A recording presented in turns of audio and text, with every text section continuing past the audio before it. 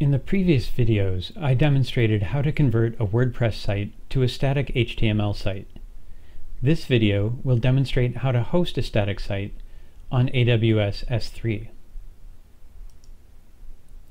We'll be using S3 for the HTML files and any associated assets like images, CSS, and JavaScript, Route 53 for DNS, CloudFront as a content distribution network or CDN, Amazon Certificate Manager or ACM to enable HTTPS, and CloudFormation to help deploy all of the above.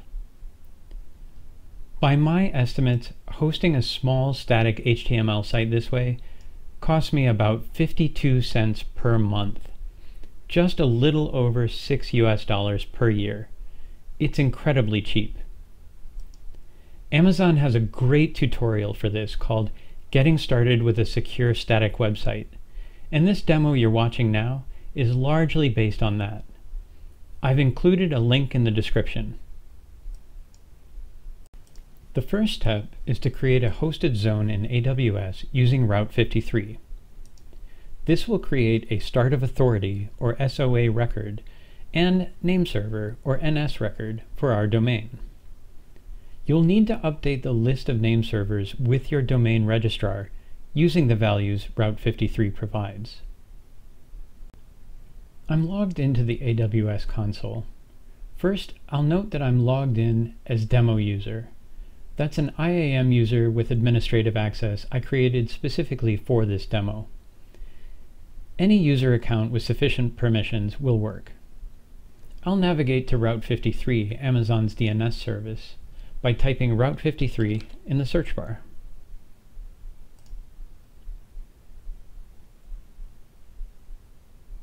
I'll click on Hosted Zones. You can do that here or here. And I will create a hosted zone. My domain name will be stress2012.com. This is a public hosted zone.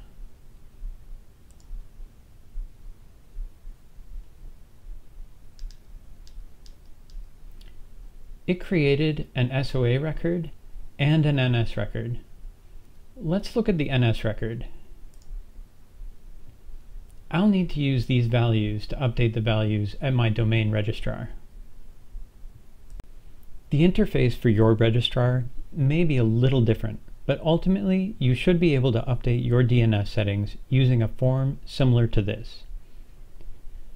I've updated this with the list of new name servers provided by AWS. Note that once I change these, any existing website I have on this domain may stop working. There are ways around this, but for a small static site like this one, I can tolerate a certain amount of downtime, and I expect that I'll have the new site up soon. Make a note of the previous values before you change them. If something goes wrong with your static site deployment and you want to revert back to your existing settings, you can restore these fields to their original values. Starting from this guide that I mentioned earlier, I'll scroll down and click on Deploying the Solution, and then using the AWS CloudFormation console, and then I'll click on Launch on AWS, which will open a CloudFormation template.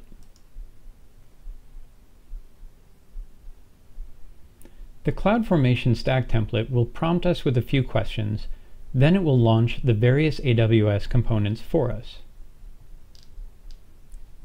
You can download or view the template for customization. I'm going to use it as is, so I'll click Next. I'm going to update the template name so that I can better identify it.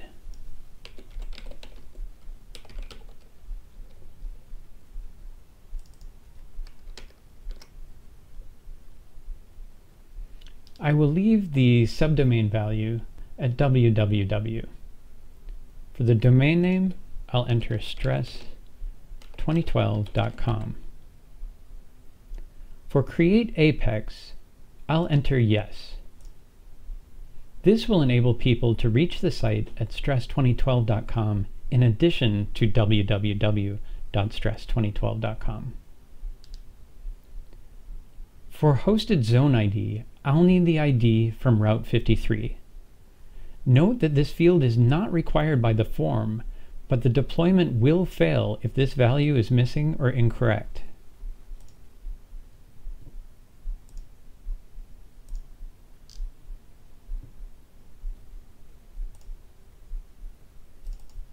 I'll copy the hosted zone ID and paste that here.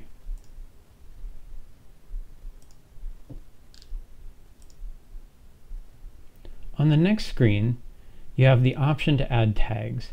I usually just add a site name to help identify related resources.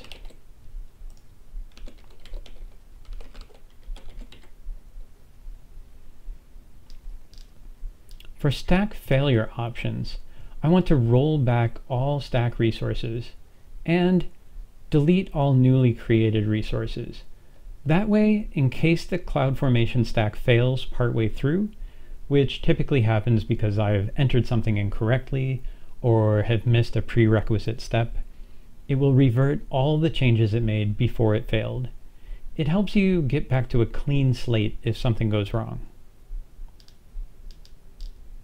Click Next. The only other thing we have to do is acknowledge a couple of messages about capabilities this CloudFormation template requires. I'll acknowledge those and click Submit. Note that this process will take a little time. It usually only takes a few minutes if everything works, but I'll pause for a moment and resume when it's complete. Okay, that took a little bit longer than I thought it would. That took almost an hour. But it says that it's complete now. And let's see what happens when I visit stress2012.com in a browser. I am a static website. That's great. That means it worked. Now we just need to update the content to display our website instead of this placeholder. And we'll do that by updating the content in the S3 bucket. I'll navigate to the S3 service.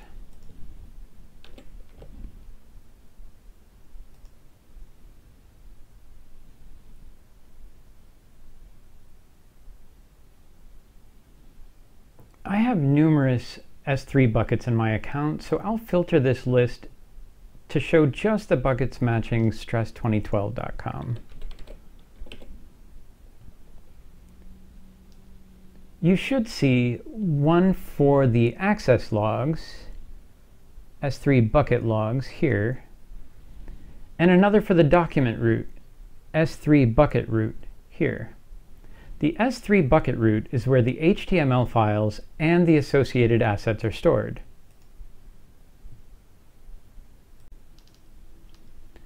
By default, the root bucket includes a few files, like the index.html file we loaded with the I am a static website message. We'll need to add our content here and remove anything that we don't want. Before we do that, a few items of note on the bucket properties. Bucket versioning is disabled by default. If you plan on updating the content over time, it might be useful to enable versioning.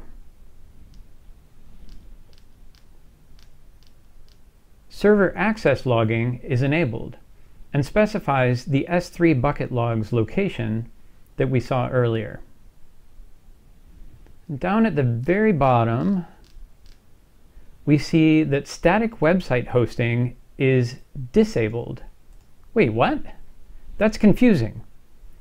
The reason for that is that visitors to your website cannot access your S3 bucket directly. They're accessing your CDN, or Content Delivery Network, which can access your S3 bucket. And a couple more items to note on the bucket permissions. All public access is blocked. However, there is a bucket policy that allows access for CloudFront, Amazon's Content Delivery Network, or CDN. There are a variety of ways to upload content, including using the AWS command line interface. But before we try that, let's just upload these through the AWS console here in the browser. I'll add some files, and I'm already in var www.stress2012.com, so I can select the individual files here, and those are queued for upload. However, when I go to add folders, I can't add more than one folder at a time. So this is a little bit tedious. Bear with me just a second.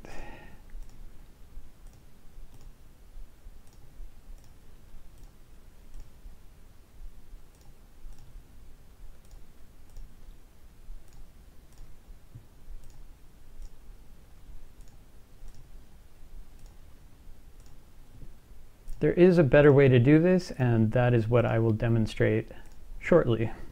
Okay, all of the files are now queued for uploading, and there are quite a few of them here. So I'll scroll down and click Upload, and that'll take just a few, well, maybe a minute or two. I'll pause for a moment and we'll come back when it's done. Okay, all the files have uploaded. Let's reload stress2012.com. We uploaded all of the site content, but the index page still shows the static site. Why? The answer is caching. We need to tell the CloudFront CDN to invalidate the cache. I'll navigate to CloudFront.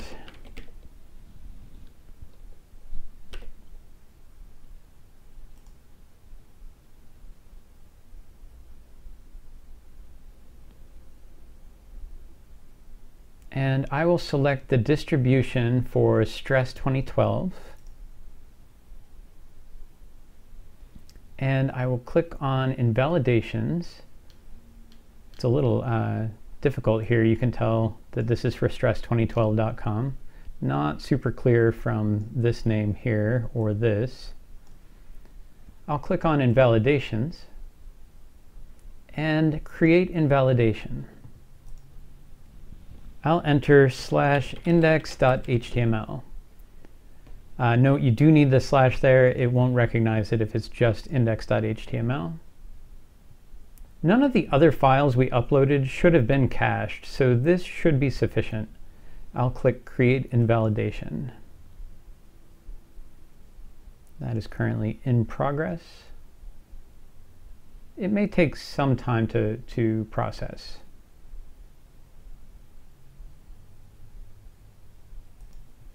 Now it says completed. Let's reload the page.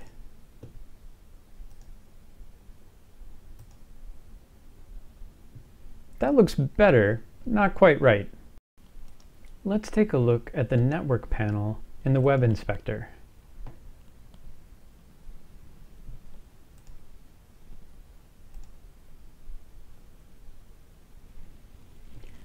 It shows that these other assets were blocked by the CSP, or Content Security Policy. Let's take a look at the headers for the HTML page. Here we can see the Content Security Policy header. The default source is none, but the image source is self, and the script source is self, and the style source is self. It's not clear why this content security policy would block those assets. But if we look at the source, we'll see that those assets are being loaded with HTTP instead of HTTPS, so it's seen as a different source. Let's view the source here and just check that out.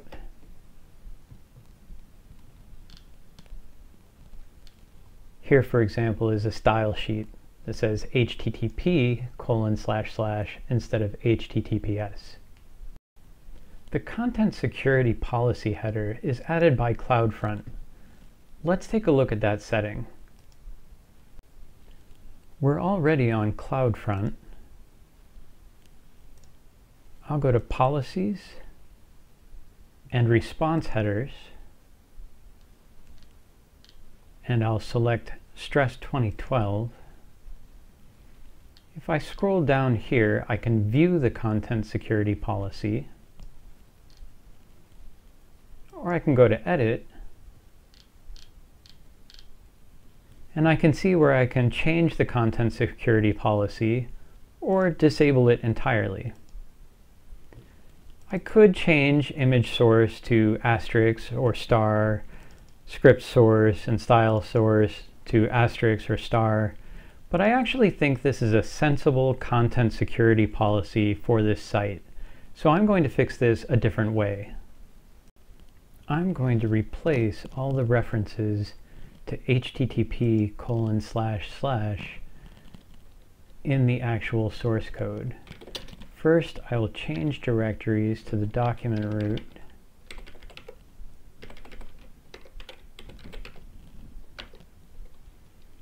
And I'm going to check for instances of URLs that include http:// and the fully qualified domain name.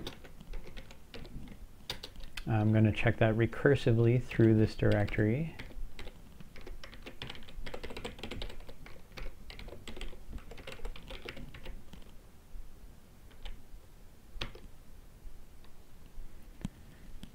It looks like it's finding examples of what I want to change in .html files.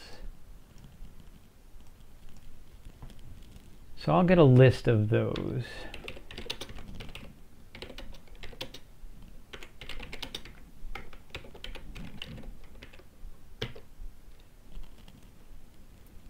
There aren't that many of those, and this looks good. So next, I will use sed to remove all those instances so that it uses paths relative to the site root. I'll start with the same command, and then I'll use exec dir sed.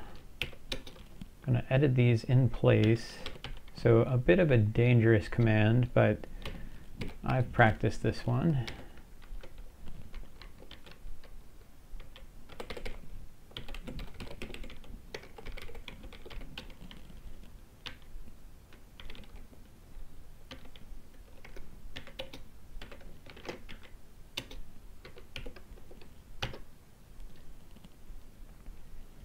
Okay, I'll run the grep command one more time just to make sure that we don't find this anymore. That looks good. I could have solved this problem a couple of videos ago if I had used wget differently. If I had included an extra option to wget, the -k option, this wouldn't have been a problem. From the wget documentation, it explains that -k converts the links in the document to make them suitable for local viewing. So that's going to make everything a relative path rather than including the fully qualified domain name. Let's upload just the index.html file and verify that worked. I'm going to go to S3.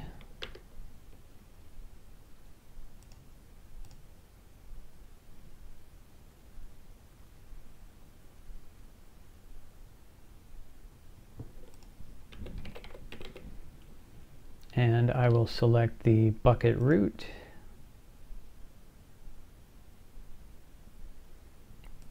And I will upload a file.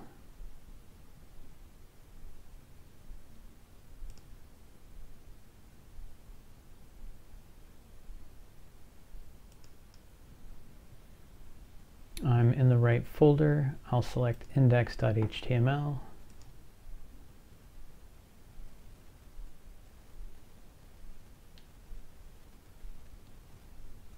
There it is, it's queued. Upload. Now we need to invalidate the cache again. I'll navigate to CloudFront.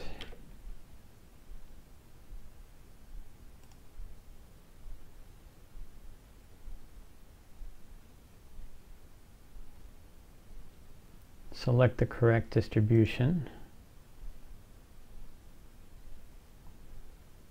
Navigate to Invalidations and create an invalidation /index.html. That's going to take a moment. Now it's completed. Let's reload the page. There, that looks much better. Uploading content via the web console is completely sufficient. The site is up, hosted on AWS, we're done. But uploading content that way, particularly when there are a lot of folders, can be tedious. There's another method I want to demonstrate using the AWS command line interface. This method will be especially useful if we want to update the static site content on an ongoing basis. These are the commands we're going to run to install it. I'll change to my home directory and paste that first command.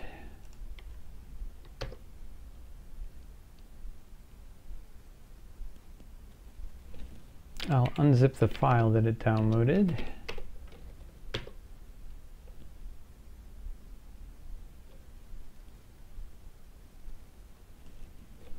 And now I'll use sudo to install that file.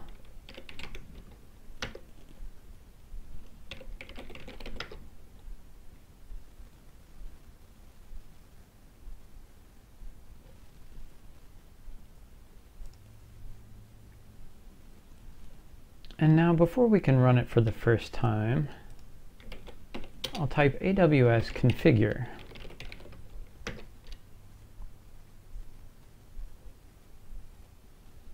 You'll see it's prompting me for an AWS access key ID. In order to leverage the AWS command line interface, I'll need to create some security credentials. First, I'll navigate to IAM.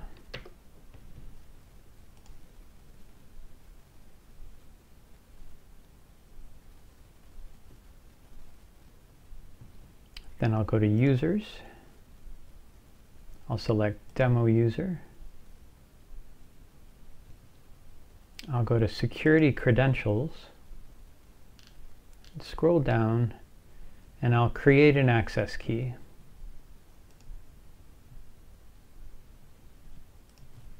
I'll select Command Line Interface, and if I scroll down, AWS is recommending a new, better, and more secure way to do this, leveraging the IAM Identity Center. This is particularly recommended if you're in an organizational environment. I'm dealing with a small hobby account, so I'm going to acknowledge that and proceed.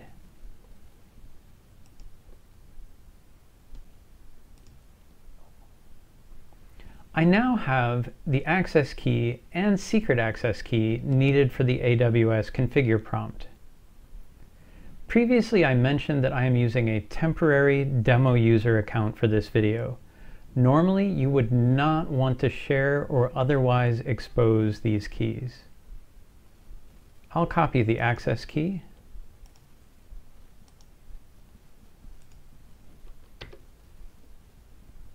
And I'll copy the secret access key.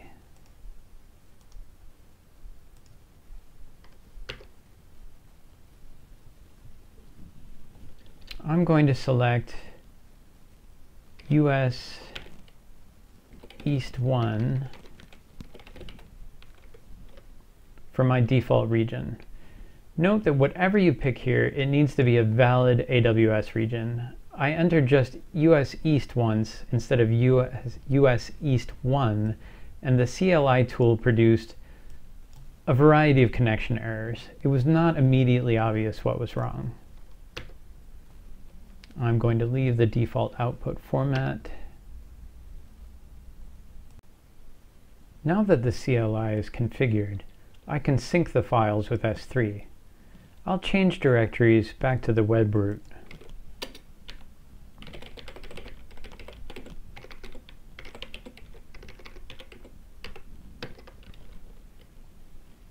I'm going to run the AWS S3 sync command. To do that, I'll need the name of the S3 bucket root.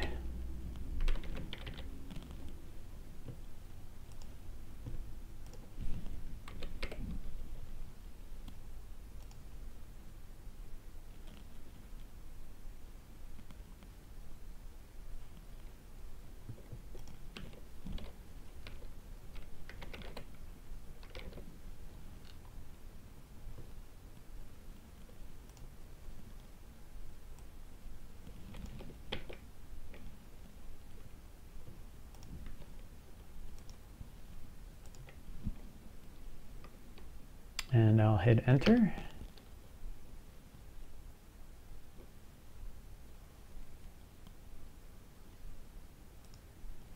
That looks good. We can see that it transferred a number of different HTML files.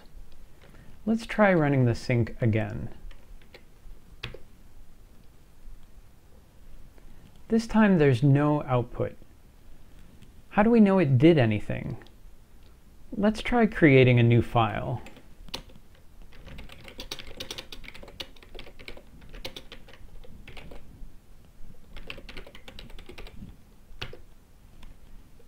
I'll run sync again. Now we can see it uploaded the new file. Let's just go and check and see if that's up on the site. New file.txt, and it's there.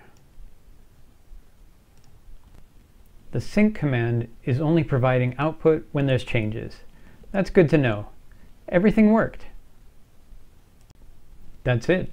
We now have a static HTML site that is hosted via Amazon Web Services. The files are hosted using the S3 service. The DNS is hosted using Route 53. There's a CloudFront CDN in front of it, and Amazon handles the TLS certificates, commonly referred to as SSL certificates, that enable HTTPS. No virtual host operating system to manage, no web server to manage, no WordPress software to update. The cost is extremely low, less than $1 per month. I recommend this solution for any site you have that does not need frequent updates. I hope you found this useful, and thanks for watching.